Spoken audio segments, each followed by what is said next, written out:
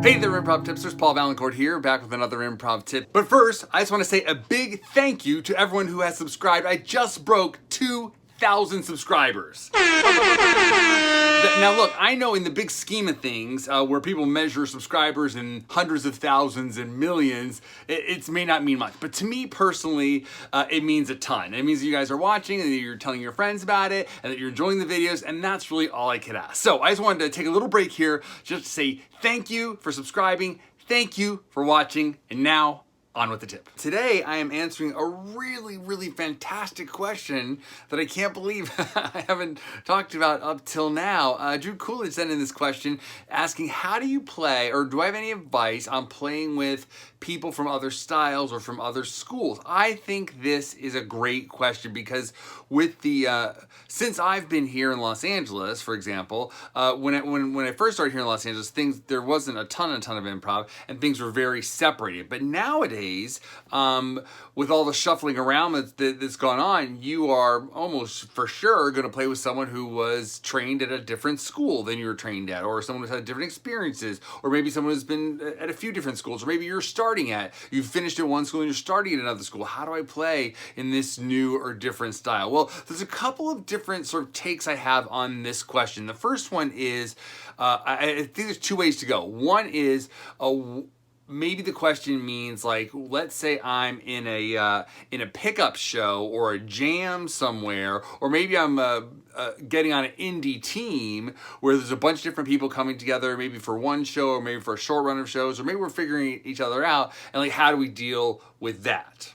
Okay, I'll address that. And the second take is, well, let's say maybe you are invited to play in a show, an existing show that maybe is not from your school, or maybe not your style per se, but something that you're interested and excited in doing, but it's maybe a little bit different for you. How do you sort of play in that? And I'll address that too. Let's start with the first one first. So if you're at a jam, and there's just a bunch of people sort of from who knows where coming together to play, my advice is really this: keep it simple. Keep it simple, because the basics of improv, pretty much no matter what school you've come up in, the basics are the same. Yes, and take care of your partner, stay in the moment. I would also add to that list for these jam situations, keep it simple. Keep it simple. Really focus on relationship and try to keep it simple. Not do too many sort of technical or school specific, like a swinging door or any of these other types of things that are really technical things, and really just keep it simple and really just focus on the basics of improv. That's kind of what I really like about jams.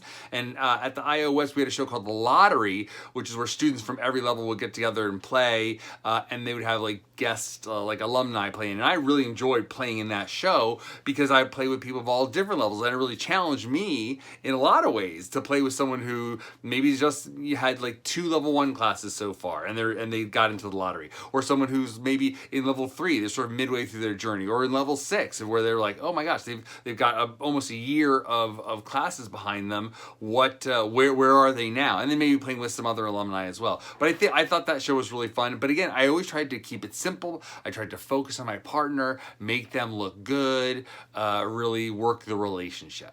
Okay. Now the second part is, let's say it's an indie team and you're coming together and everyone has a little bit of a different background, right? Again, I would start off simple. I mean, I really can't emphasize too much how much I believe in having a coach.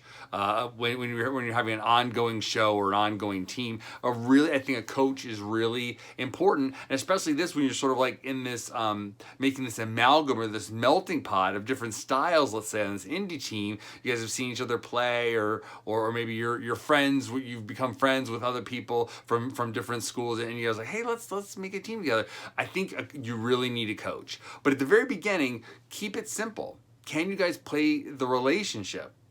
Can you connect on that level? Is there a sort of a chemistry happening?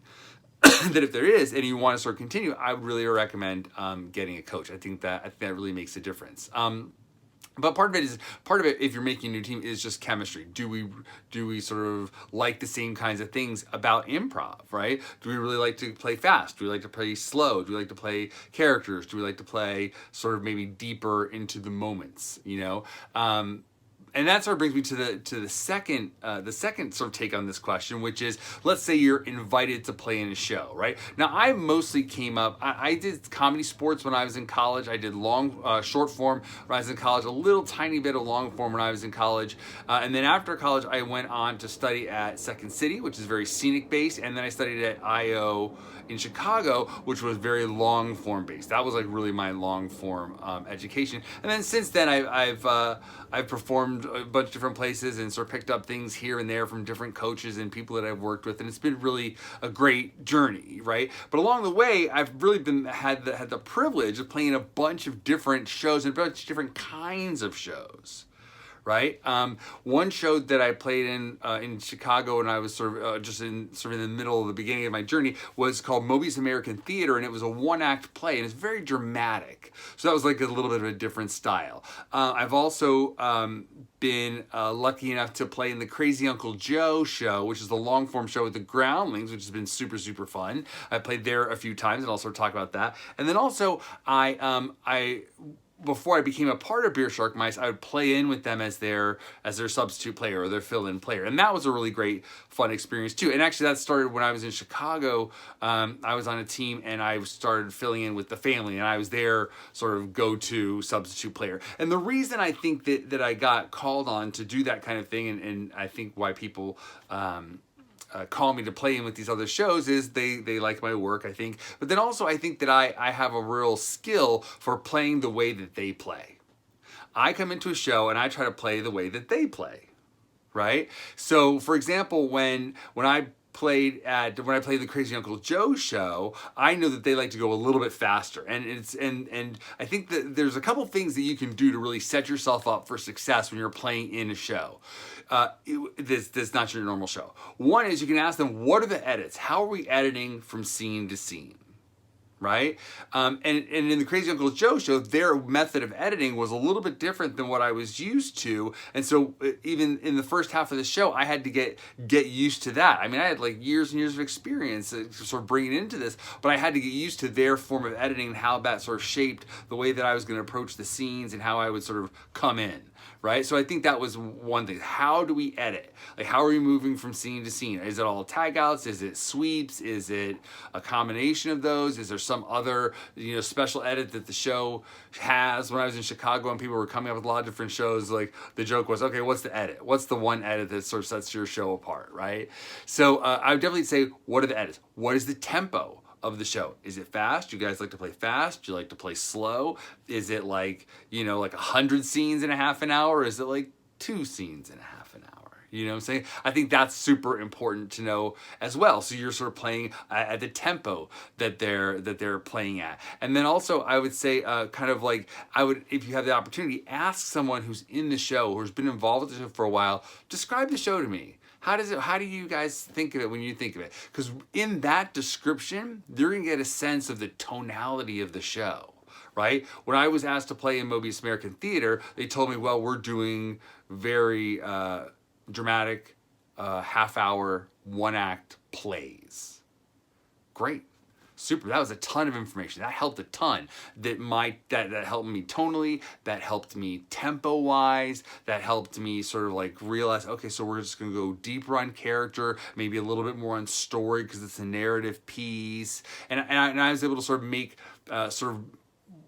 perform the show through that lens. That really gave me a lot of reference points, right? And then like when I was playing with Beer Shark Mice, it started with Beer Shark Mice. Super, super lightning fast. The edits are basically just tag out edits. There's one sweep edit usually per show, but mostly tag out edits, the vast majority, and really, really fast. And really cutting right to the heart of it. Like when you tag in, it's not like ramping up to the idea. It's you're tagging in with the idea and you're getting right to it. And that was really great for me. That was not exactly how I played, but I was really great. I was really excited to learn how to play that way, and I did, and I was able to sort of that really gave me another skill for my tool belt. Oh gosh, I can play this way, right? Same thing with the Crazy Uncle Joe show. Very fast, right to the idea.